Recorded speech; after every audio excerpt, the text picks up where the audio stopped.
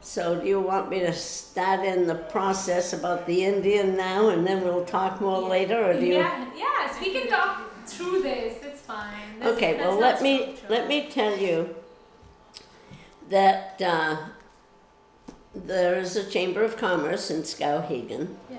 and the building that the Chamber of Commerce is in was paid for, built and paid for as a tourist information center. And my father and a man by the name of Joe Ouilette, who owned a motel and a wonderful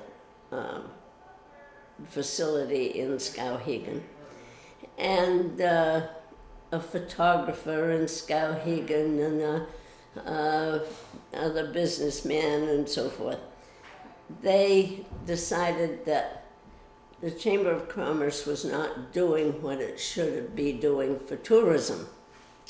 And so with many auctions and so forth, and begging money, they built that building where the Chamber of Commerce is now. Prior to the building being there used to be a bandstand.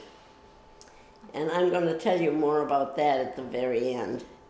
But after that building was built, then they said, we really need a tourist attraction in Skowhegan. So consequently, they formed the Tourist Hospitality Association. Have you heard about that? Yes. Who'd you hear about that from? On the internet. What's that? Mr. Internet. Internet. Oh, the internet. Yes. Oh. I also went to the history house. Yeah. Yeah, and I read a couple of newspaper articles that they had from 1969. Oh, yes. Okay. Well, anyway, the Skowhegan Tourist Hospitality Association. And I think probably that was founded probably in early 60s. I'm not sure. I wasn't living here then. And, but at any rate, and I think they're probably active members. There were probably 10 or 12 that belonged, plus their wives. And so anyway, after they communicated about what Skowhegan needed and what the subject of an attraction could be, they decided the Skowhegan Indian, because Skowhegan is an Indian name, and they wanted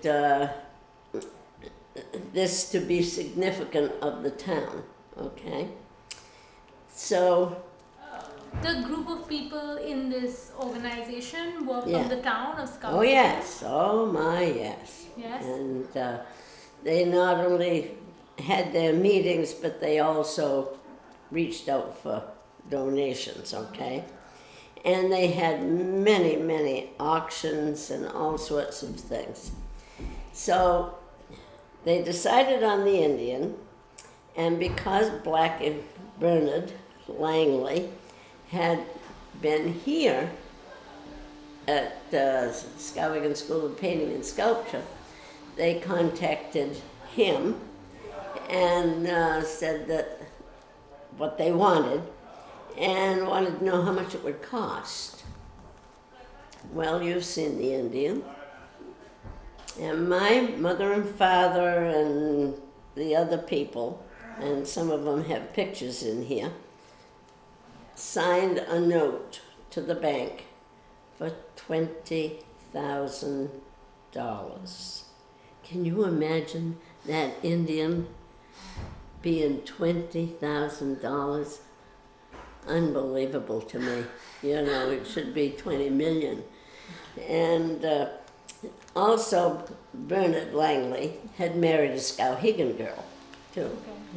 Her father had been a state senator, but I don't think that had anything to do with anything.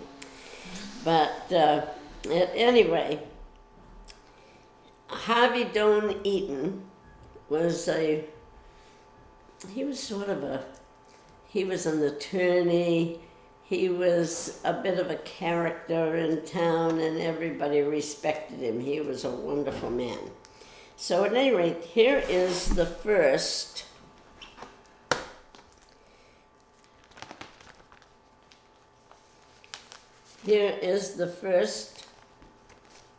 write-up about it. And then on this side it says that it was to be erected at the Eddy.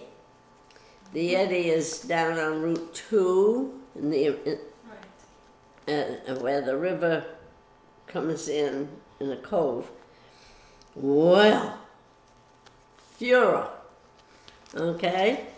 So anyway, there is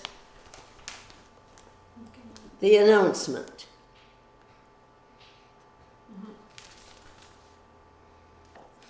Okay, famous sculptor arrives to see Skowhegan Indian. And there is Bill Cummings right there. Oh, yeah. Yeah. And there's Bernie Langley. And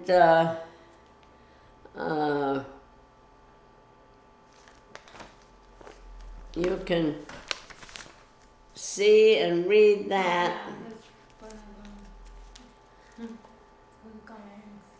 And we'll put it up here and you can make copies because I think it's important. If you're doing the history of the Indian, you need to know those things.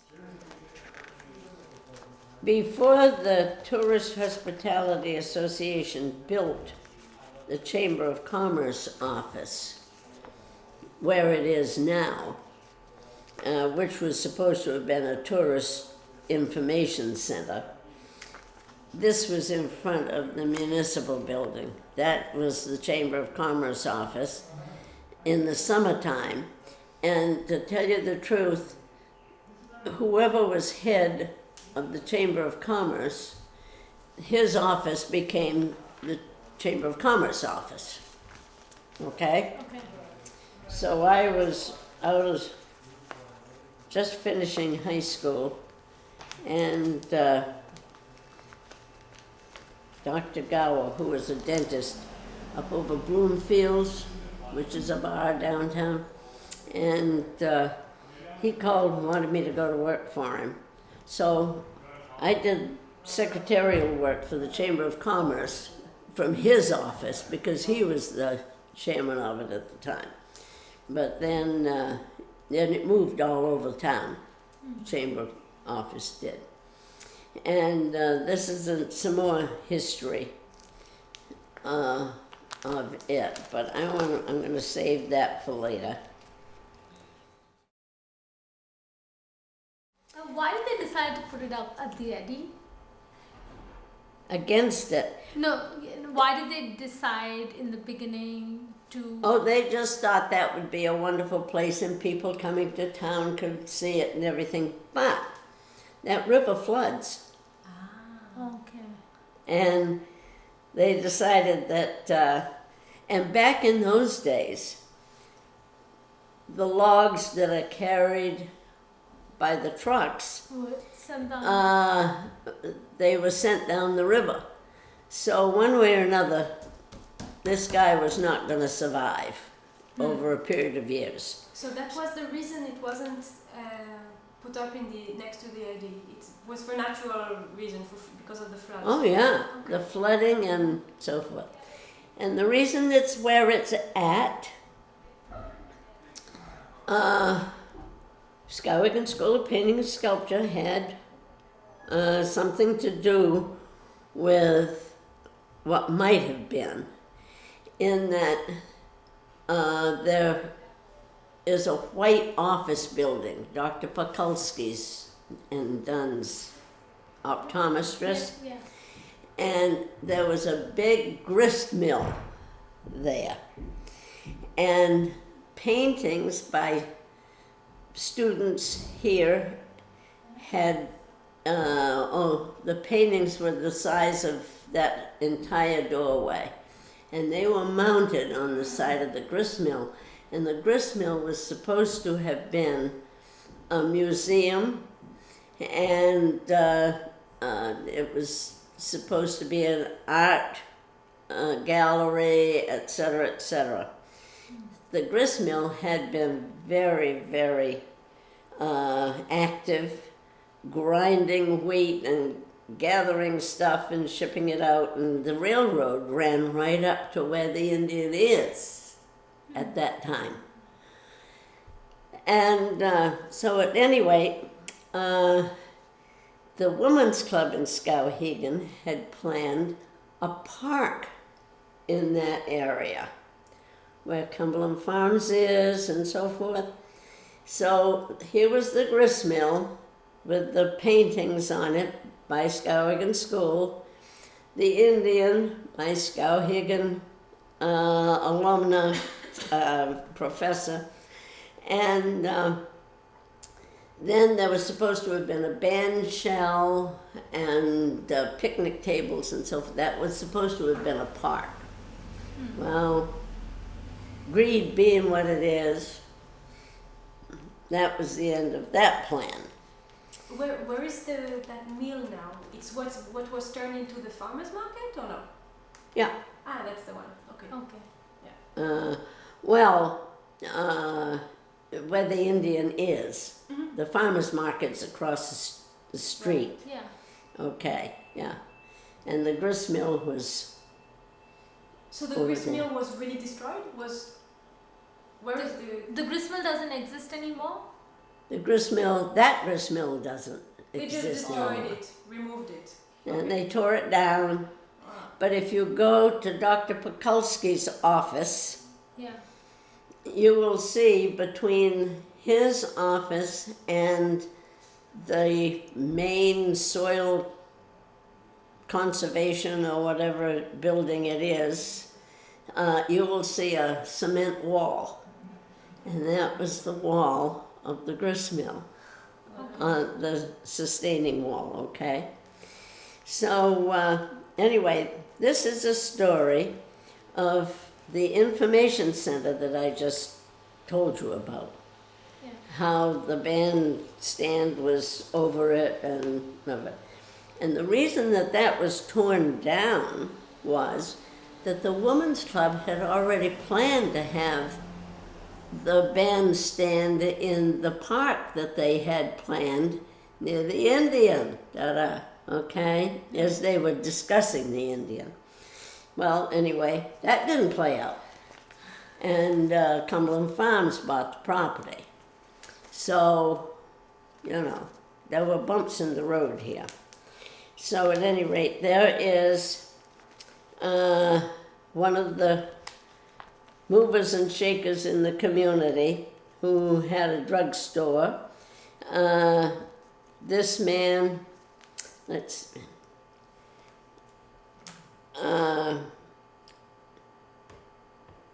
if I say these names, they won't mean much of anything. But then the town manager and Ernest Keyes, he owned a motel in town. And here is Joe Kaywitt, who was my father's cribbage playing buddy. But this is the way the information center was run, and mostly those were teachers from the school system that volunteered their time in the summer. Doesn't look very different. What's that? The Chamber of Commerce looks almost exactly like this. Yeah, because the building is still there. Yeah. Yeah. When they decided to put the Skowhegan Indian where it is, all these plans for the park and all of that still existed, and Cumberland had not bought that land yet. But it all happened. It happened simultaneously, and yet they decided to put the Skowhegan Indian there. Well, the Indian was put there in the late 60s. Yeah, And when was the area bought by Colburn? by Cumberland. Cumberland? Cumberland Farms. But when did they When? buy the land? I don't know. Before or I wasn't after? always living here either. I got a lot of information from my father and mother. But who do you were- know if it was before or after they put the Indian there? Before It, 69 or after? no, it was, I think they bought it somewhere in between, Oh, okay. probably. I don't know. We heard something that the Indian actually is standing at the geographic center of Skowhegan. No. No? You know why it's placed where it is Lyndon and Carolyn Huff owned a photographic studio in Skowhegan, where it says Nana to you and it's vacant. Well, that used to be the famous Huff studio in Skowhegan. And Lyndon Huff was part of this Tourist Hospitality Association. And of course, they wanted to put the Indian in the somewhere in the river or at the park or whatever.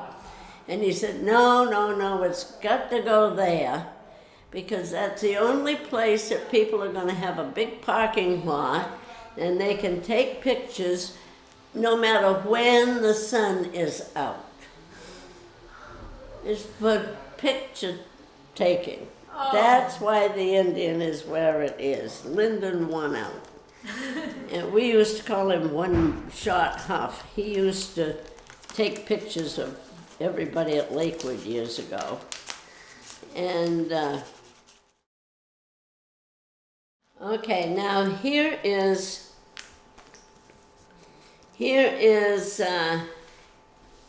Skowhegan's Indian tradition, which could be important to you. And along the banks of swirling waters of the mighty Kennebec, at the doorway of his wigwam, in the pleasant summer morning, Hiawatha stood and waited. That's introduces the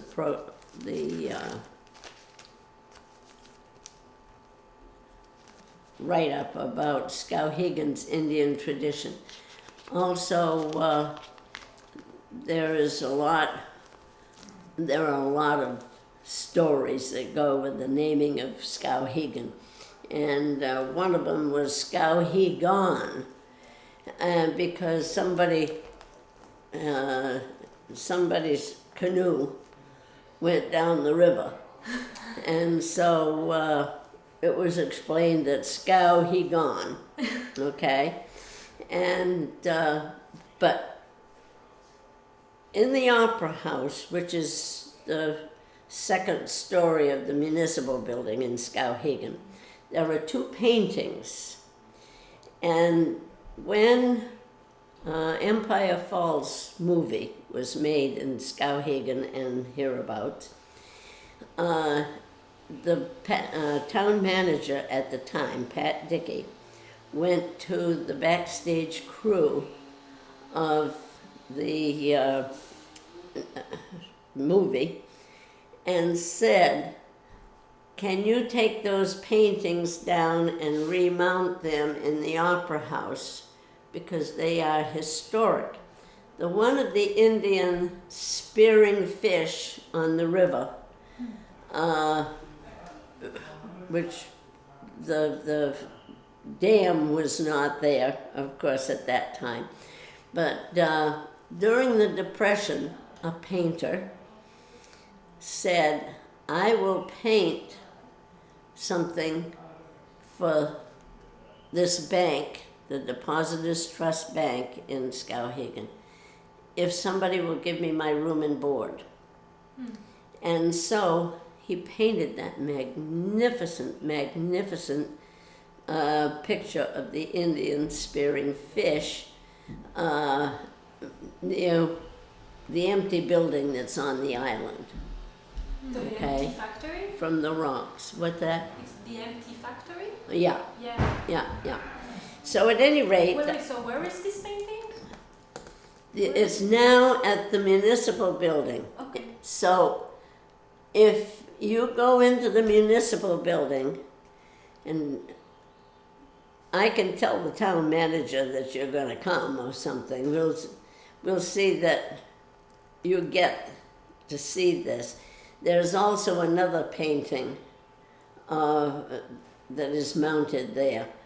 And I don't know who did that, but I do know that it was a transient that did the painting of the Indian.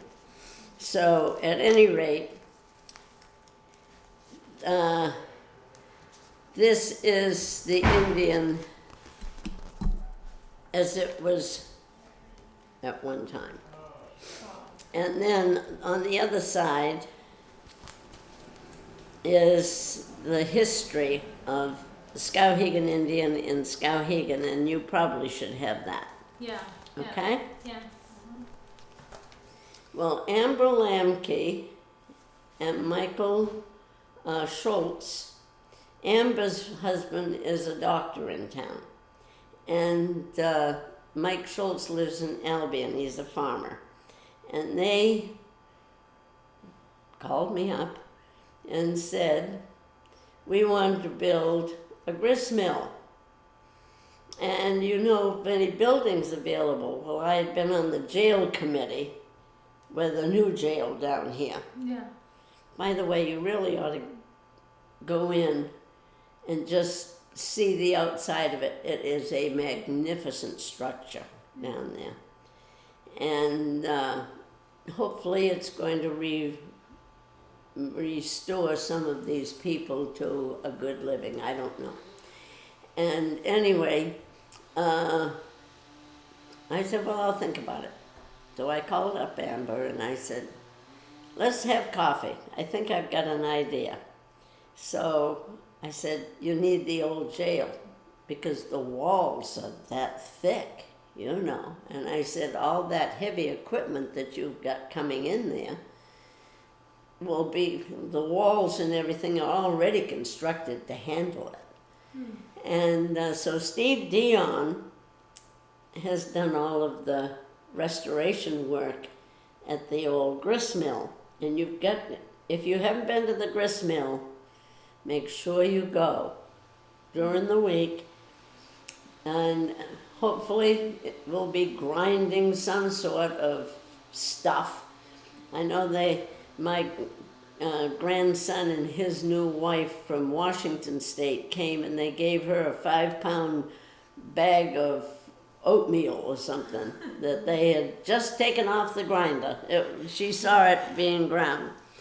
And so at any rate, Steve has done all of the work there. He's done the work at the library, and he has just purchased what was the old Grange Hall in Skowhegan, and is going to refurbish that. It's got a stage and everything upstairs, and with hopefully a brewery and cafe on the first floor. So he's doing a lot of good things, plus the Indian. Opportunity of a lifetime, claim guests of the week. That's one of the programs that the Tourist Hospitality Association had, was for a month in the summer. They would, but for 1 month in the summertime, they had a guest of the week project and a program. And the town manager and a local policeman would stand out beside the road, one of the roads leading into Skowhegan, and they'd stop an out-of-state car and say, and of course, first of all, the people said, oh, what did we do that was wrong, you know, policeman. And, well, we want you to be a guest of Skowhegan for overnight. And so a motel would give them the room, the restaurant would give them the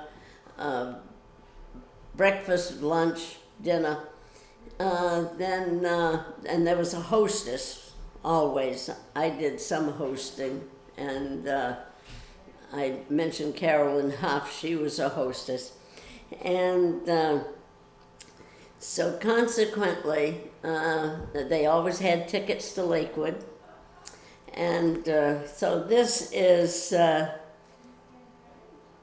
picture of my first husband and I, and Don High, and the town manager, and Don High's wife, and the guests of the week that was taken at Lakewood. And these people were so charmed by having this opportunity given to them that they would go back and they'd tell all of their people, friends about it. It was a great PR program. And then it lasted until we ended up with a Chamber of Commerce director, woman, unfortunately a woman, and who said, oh, that's so boring to call it guest of the week. She didn't even know what a guest was, I'm sure. And she said, let's call it arrest a tourist. Arrest a tourist. That was the end of the program. I mean, tourists didn't want to be arrested while they were in Skowhegan, Maine, right? So anyway, now you know. And these are other guests Which of year the week. was this in? What's this, that? This guest of Skowhegan, the program, which year was it in? Like, when was it made? Oh, well, this says 1974. The newspaper article. And we owned Lakewood 72, 3, 4, and 5. So, and so I imagine this was 1973 that this picture was taken. And, but this write-up is from 1964. Okay. So it lasted a long time until they arrested tourists in Skowhegan. That was not a positive way to promote the town. And so anyway, there are some guests of the week there. They always made the newspaper. Oh, that's always, by the way, there was always a photographer and the policeman and the town manager and the hostess, okay? And and they came from all over. We entertained people from California and New York and all over this country for all that time, and for every summer. And wonderful, wonderful letters that came back from these people. Were there tours of the Skowhegan Indian? Like, was there someone who came and explained to them the sculpture as well? Like, Probably not. No. However, we used to have buses that would come. We don't have buses anymore because there's no place to eat downtown big enough to handle 50-something people on a bus. And so consequently, the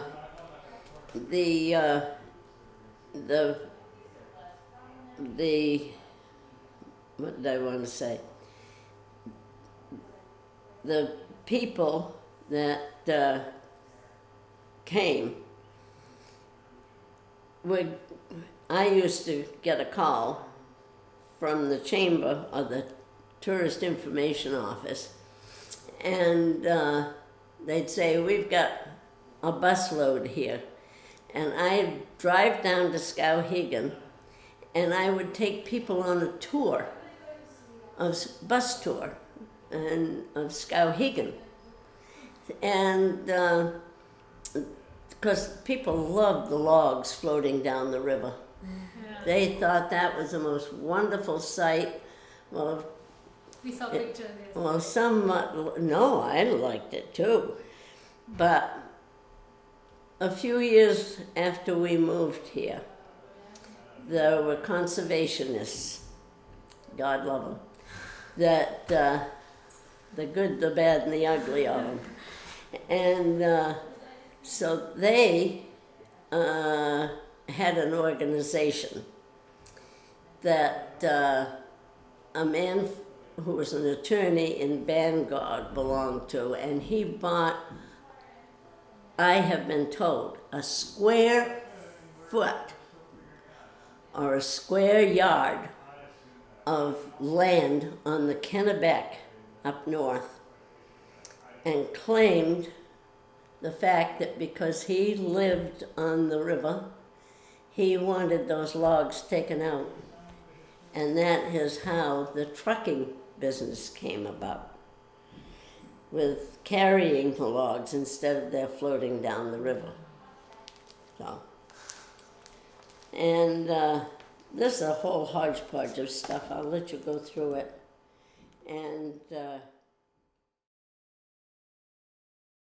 very first year it was a theater, but then they had just local talent, which is back to what it was now. It's a local talent. But when we owned it, it was an equity theater as part of a circuit. Oh, wow. And Bill Cummings, Yes. who founded this, was a dear friend, and he used to take us into New York to meet people. And when we lived in New Jersey, my first husband and I, and also he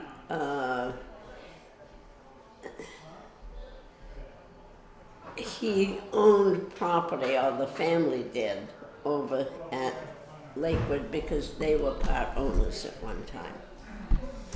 So that really fell apart when the best PR in the whole world was the Tourist Hospitality's having Guest of the Week program. They always got tickets for the theater, because the theater isn't what it used to be when I owned it, so I don't think they'd give tickets. We used to have, well, I worked there at the box office in 1950 to 52, 50, 51, 52 summers. And the students from this school used to come over, and we had the best time in the shanty. The shanty doesn't exist anymore. And but they used to come, and one of the local guys would show up, and he'd bring a guitar, and everybody would sing. It was the most wonderful time.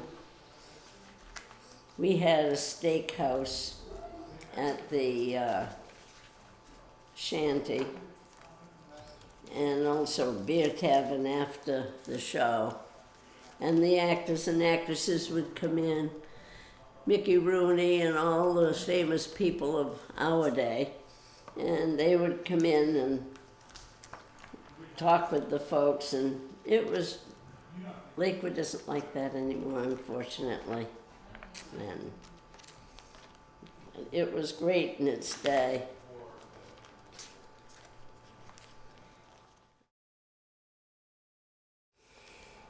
Bernie Langley, oh, he was such a good friend. We did a little partying with him. And like I said, he married Helen Friend, who was my friend. We grew up together, you know. And club that met at Do you know a bit how Langlais, the sculptor, how did he feel about this particular sculpture that he made? Oh, I love it. But how did he like it, the artist? Do you Well, know, was he satisfied with was it? the boss man. Now I'll let you see. He did it. Now my father and Don High would go down to Bernie Langley's house every weekend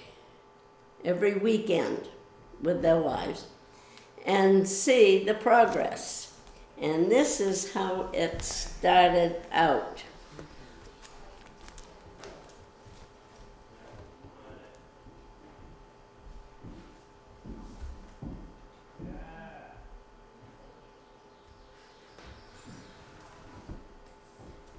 The structure was decided by him alone, or He alone. Now, his heritage was Abenaki Indian. So everything about that Indian sculpture is of the culture of the Abenaki. Whether it was the headdress, the features of the face, the weir for fishing, the everything about it. The bead, you'll notice there that there's a, maybe it's a, later on you'll see it. By the way, these postcards, I used to sell them at the Chamber of Commerce, and when I was there volunteering a while back, But is it right that he used to live in Skowhegan? And no, he worked here, but he married a girl from Skowhegan. Okay, I see. Yeah. And he was probably one of the few Native American left in the area, no? Whether or Oh, not- well, I don't think that he was born here or anything. It's just that Okay. Abenakis they were a tribe in the state of Maine. The Penobscots were a tribe in the state of Maine, and so forth. Because I'm just trying to understand it. For him, I imagine this was one of his biggest projects, or the one that probably No. he felt most emotional about, or not? He carved things. The Rockefellers in New York, their garden was full of his sculptures. So he was very famous. Okay. But in terms of the location and Yeah. what it means that it's a statue that's for remembering the Native Americans Well, of the area. I don't know what was on his You mind. don't know? Okay. I don't know. All I know is that he explained to me and others one night when we were partying that all of these things, the attire, everything had a meaning in Abenaki culture. Now I will tell you too that where Lakewood is now, prior to its ever being Lakewood, and it was a park, and then in 1901 they had the theater, but it was a roller skating rink. The theater was a roller skating rink. And it didn't have an inn and what have you. But prior to all of that, which was called Hayden Park and Hayden Lake, the Abenaki Indians used to camp in that area. So they were all over the place. And then up the road here is Abenaki Camping Area, which is named for the tribe. And so at any rate, there you go. There's a write-up, and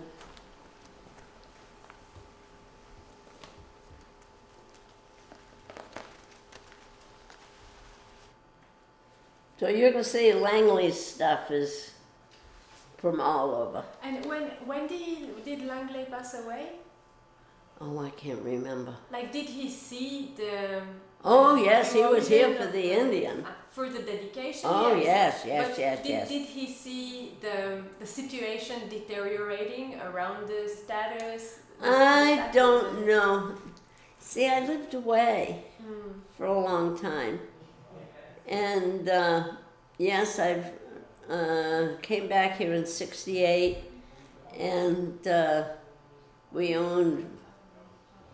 My son runs the wire manufacturing business that we built now, and of course we don't own Lakewood anymore. And I was divorced.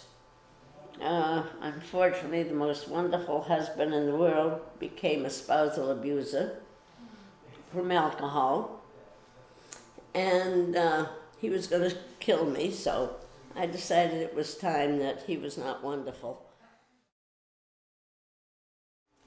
When people, Peace. when they decided to make the Indian as the symbol of the town, as tourist attraction, were the people in the town really happy about that? No. No? It's still the ugliest thing they've ever seen.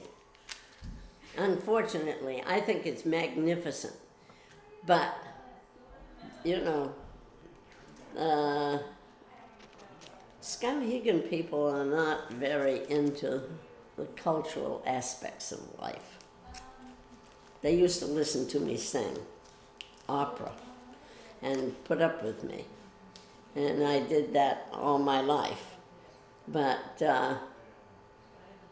they'd rather have bluegrass and stuff now. Yeah, which there's some good bluegrass and some that isn't. Now, they had. So nobody opposed the construction of the Indian back No, then? no, somebody else was going to pay for it. They didn't care. They could just talk about it and tell how ugly it was, and you know, oh yeah, they didn't much care what they wanted to spend their money on. And they also raised money by having snowmobile tournaments at the lake Oh. up here. Do you think that the fact that that Skowhegan used to be inhabited by Indians, it's Oh, like yes. Native Americans, Yes, is Abenaki. it important? Is it part of the identity of the town? Like Well, they're proud of their football team in Skowhegan. That's called the Skowhegan Indians. ah wow. Oh. Da-da. But they think that a sculpted Indian is ugly. What can I say? All right, now you see, we made newspapers, they did, all over the country.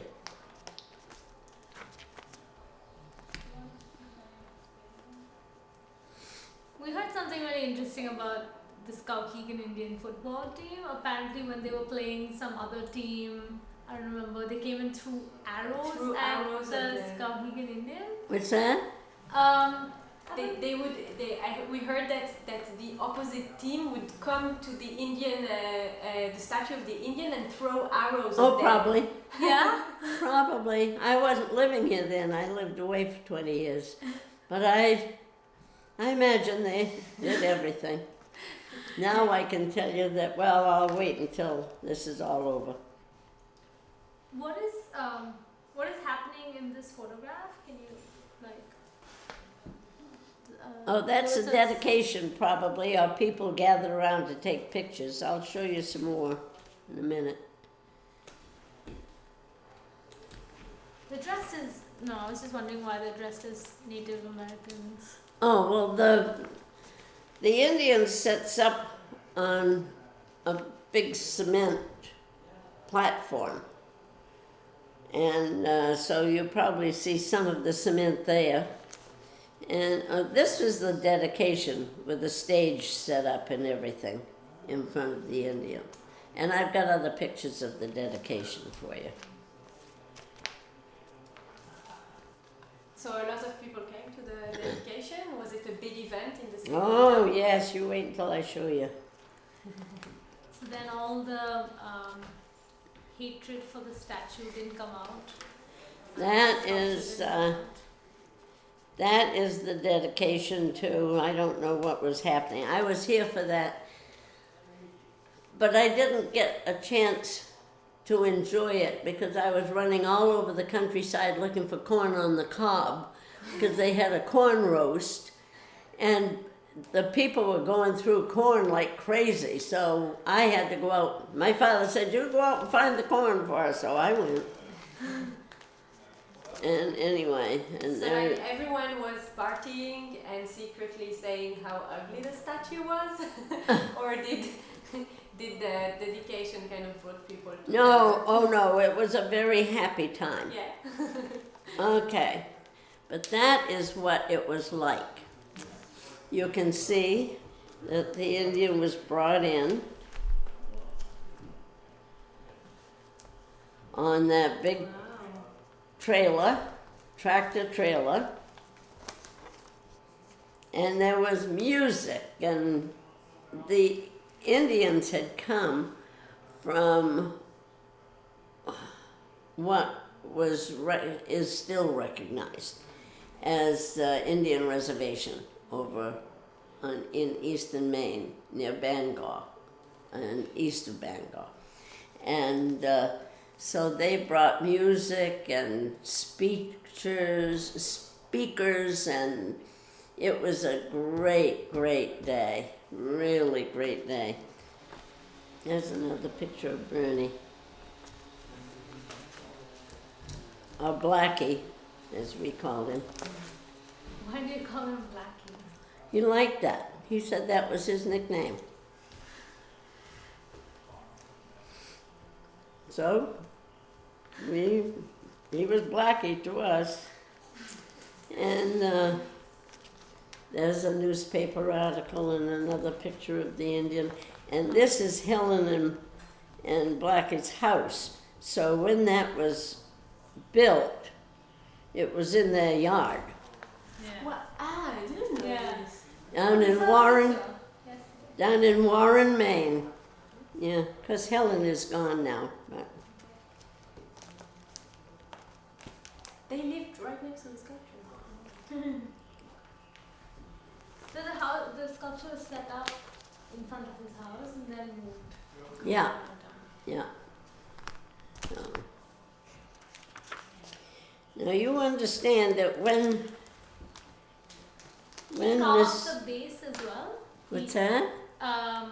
He made the base of the statue. I mean, the sculpture. No, as he well? didn't. He No, didn't make no. Somebody local did that and donated it.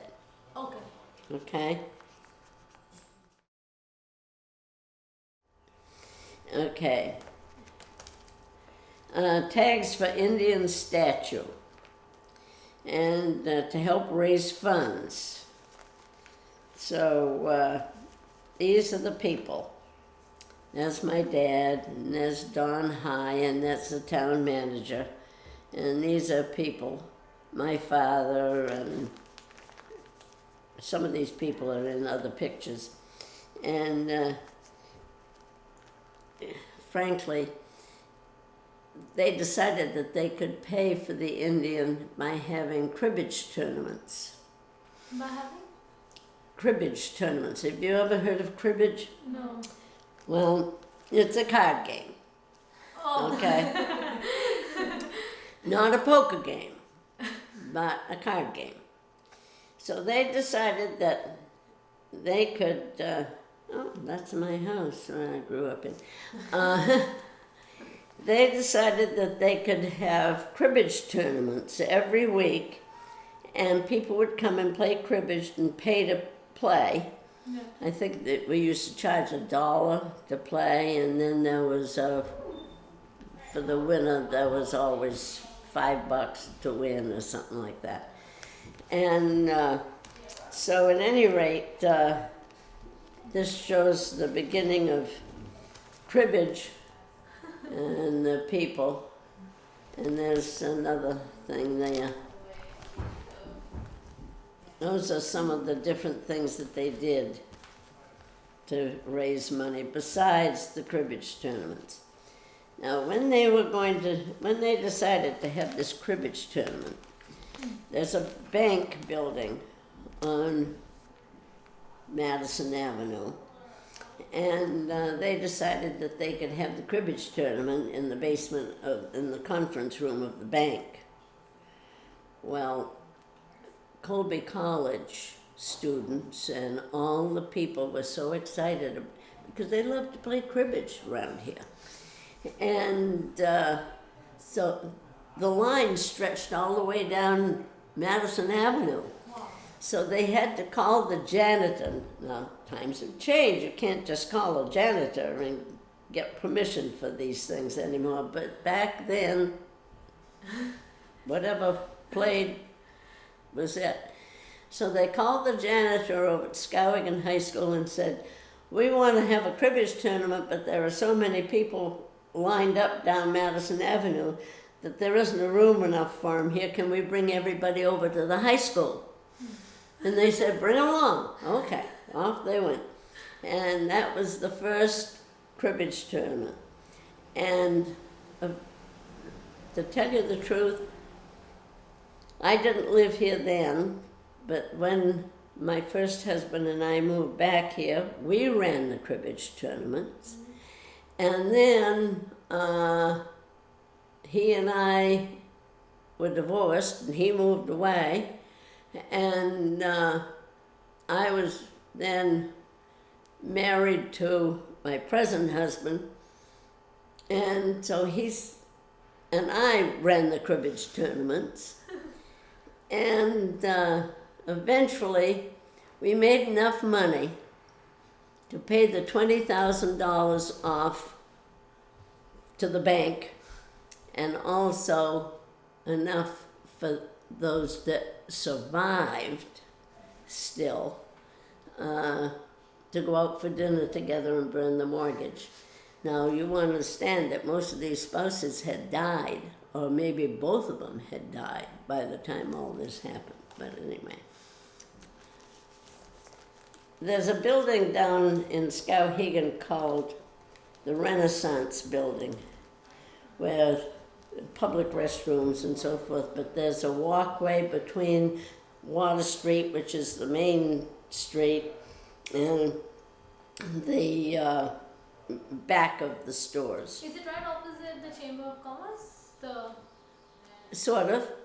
Yeah, with an archway. Yeah, yeah. Okay. Yeah. And that is called Elton's Way through there.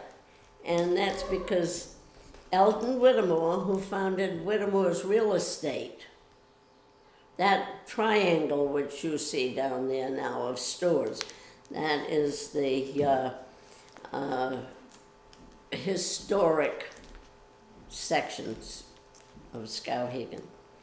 And so anyway, that walkway is called Elton's Way, and Elton was the person that was really, he earned a lot of money for everybody and for the Indian.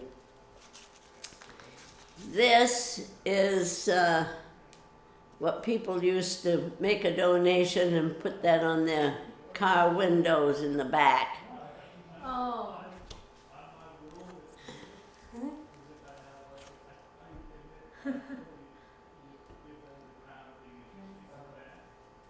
Did you put it on your car window as well? Oh yes. Oh yes, way back when. I got a lot of money in that Indian, to tell you the truth.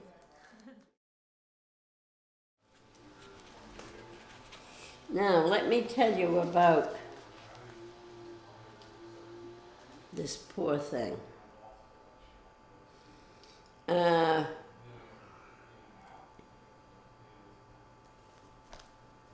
It's the Tourist Hospitality Association gave that sculpture to the people of Skowhegan. And it was supposedly a very important gift to Skowhegan. Then they decided that they didn't want to have a tourist information center. They would have a Chamber of Commerce. Now, Chamber of Commerce was not new to Skowhegan. I was the president of it in God knows what year. But at any rate, we were told as time went on, that this Indian should have a roof over it to preserve the wood, the paint, and everything. Unfortunately, it started falling apart. And there was a fund drive, and so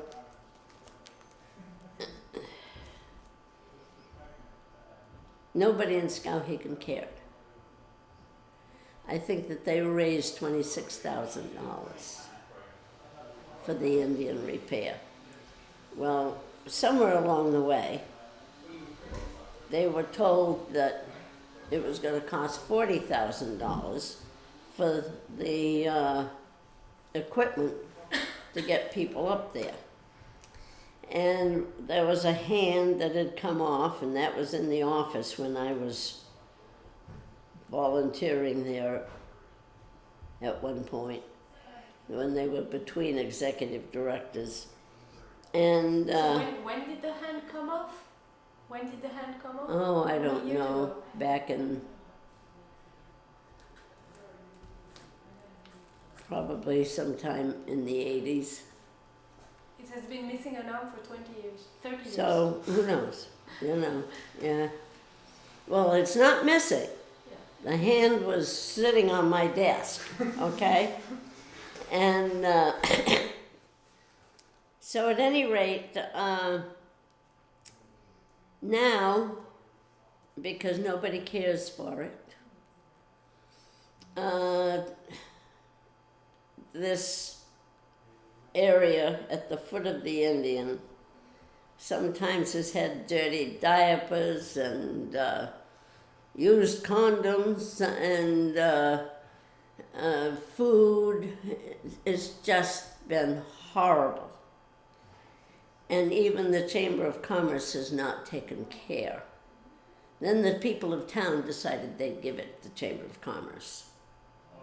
And the Chamber of Commerce hasn't taken care of it.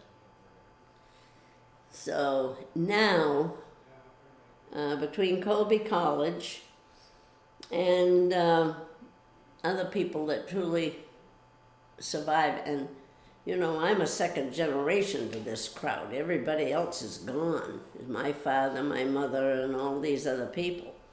And so now they've decided they want to fix the Indian. And the town voted at town meeting a couple of weeks ago that they would finance X number of thousands of dollars to get this Indian repaired.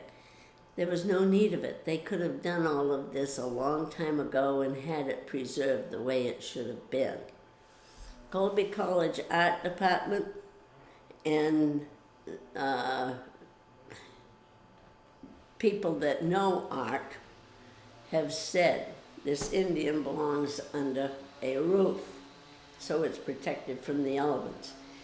And you can see on this part here where that there used to be an Indian without trees around it. And now the trees are overgrown, the squirrels and have Although Corey says that they don't want to cut the tree because it helps preserving the statue. He's full of crap. And I know Corey very, very well. He and I are good friends. But that's not the reason, I'll tell you. And he's making up an excuse for people that come to visit. He comes to lunch at my house, by the way. And he and I argue and what have you. But, so you've met Corey, have you? Yes, we met him yesterday. Yeah. Uh-huh. He's quite a guy. And I don't know, for 3 years, I worked very hard at bringing Main Street to Skowhegan. Skowhegan can't afford Main Street because it used to What is Main Street? well, it's different from what I brought to Skowhegan. And Main Street is sponsored by the Maine Department of Economic Development Foundation.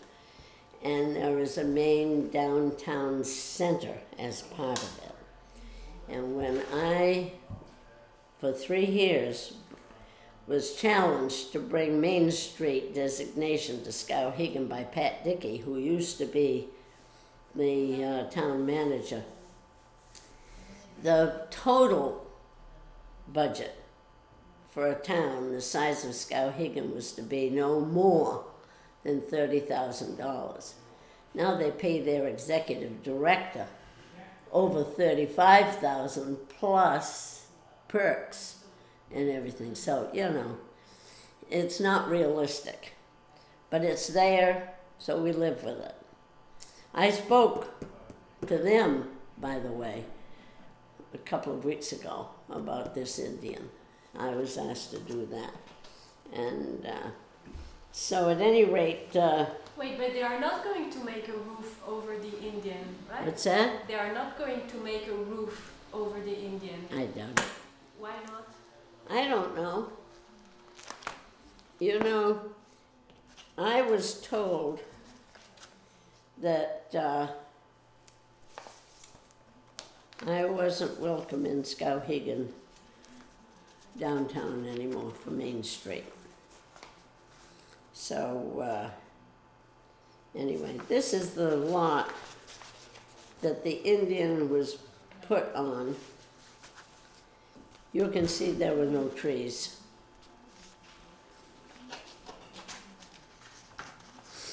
And now the trees grew up, the birds built nests, the squirrels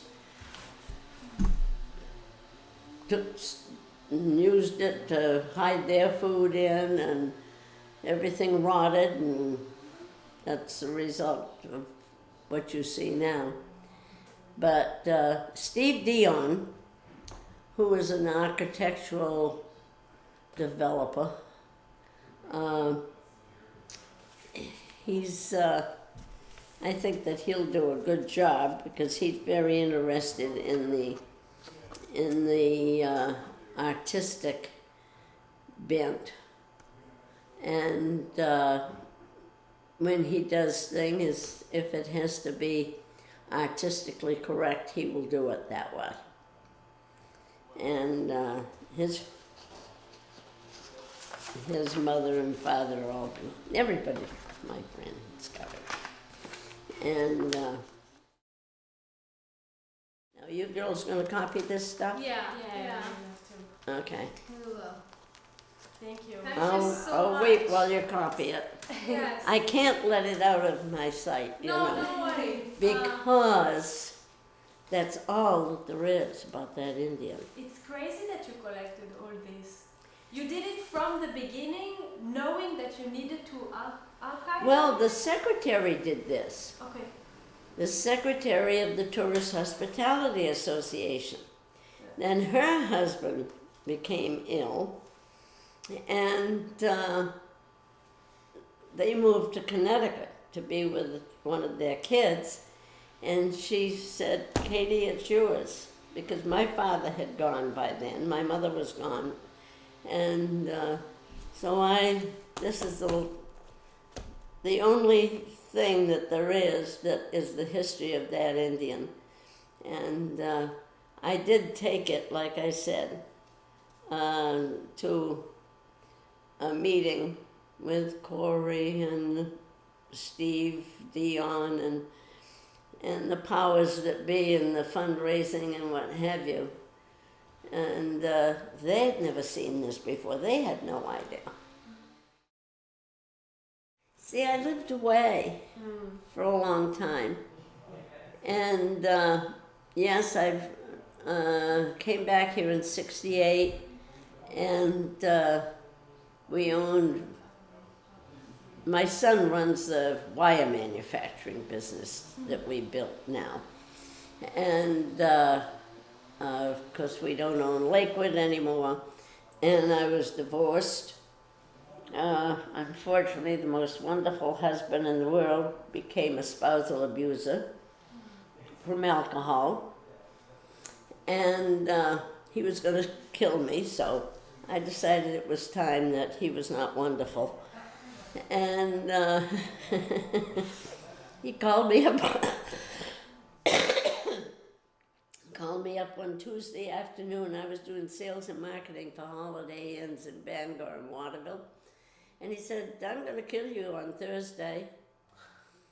Because he had already barged into a party. He'd been caught carrying a loaded rifle in a car on the way to Waterville. He had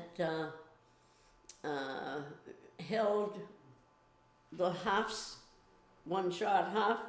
He'd held them at gunpoint in their living room one day, trying to get them to say that I was cheating on him, which I never did. And I just kept the businesses going. That's what my job was. But anyway, yeah. He said, I'm going to kill you on Thursday, and Thursday he arrived. But it just, I didn't think he was going to come, alcohol talking. And he did come, but I was walking the dog up the road. So scared our daughter half to death when she saw him throw open the doors with a gun in his hand, or rifle, I don't even know what he had. And, but at any rate... So you called the police? She called the police? I wasn't... He was... there was no one in the house. No, but he came out, and I wasn't there, so he shot out the tires on the car.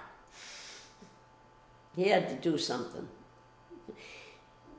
Joe was the most wonderful, intelligent, incredible person, but he was an ADHD. And when he reached 50 years old, all of those things that we used to move every 4 years, all of the things that were his challenges, and everything was wonderful, but then bingo. When he got to be 50 and we owned Lakewood and we had the wire manufacturing business and we had the house at the lake, there was no further challenge, so I became his challenge. He's a rotten shot. And so what did he do when you left? what's that? What did he do when you left? When you left him? I didn't leave him. I stayed right there. And he went. He was living with the other woman at that point. And the sheriff did try, but he had reached home base and was innocently there. So wherever he was living in a trailer next to the factory that we built. And yeah. Someday, I've already written one book, but it was about two birds that my family took care of for a week until it happened in New Jersey. 2 birds in a box. And now I've got to write, everybody says, Katie, you've got to write your life story. And boy, I'll tell you, it'll be a long story. Yeah. But you should. Yeah. What's that? You should write it. Oh, everybody tells me because they know. There are no secrets with me. What you see is what you get. What the truth and all, the good, bad, and the ugly, as I say.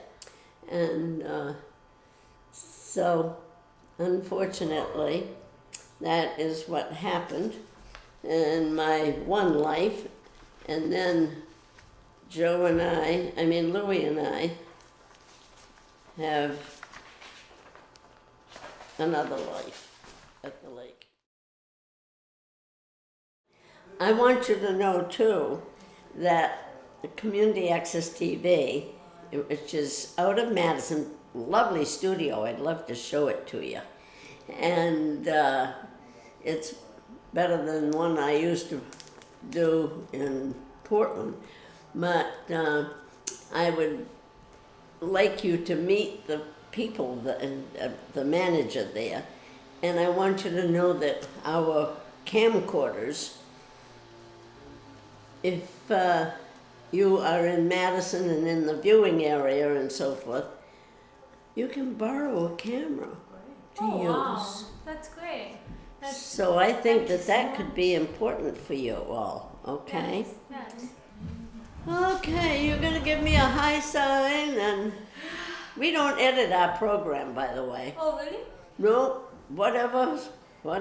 The only thing that we can bleep out is a word that says that we cannot have that on television, okay?